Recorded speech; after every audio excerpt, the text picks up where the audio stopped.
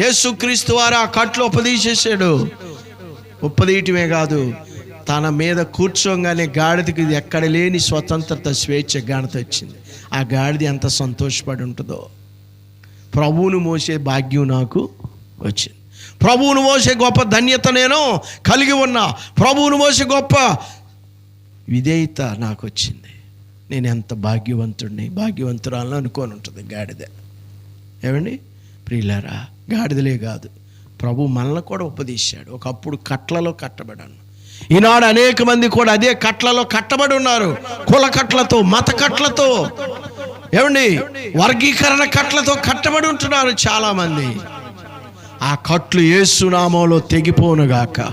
ప్రభు ఆ కట్లను కాల్చివేయునుగాక.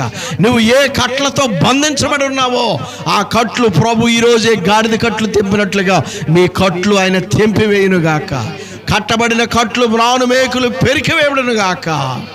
ఆమేన్ చెప్పండి. హల్లెలూయా. గాడిదకి వచ్చిన ఘనతను దేవుడు మనందరికీ ఎప్పుడో ఇచ్చి, గాడిద కంటే ముందే ఇచ్చాడు. మనకు గాడిద కంటే ముందే ఇచ్చాడు ఆయన. కనుక అట్టి ఘనతలో మనం అందరం పాలు పంచుకున్న మీరందరూ కూడా ధన్యులు.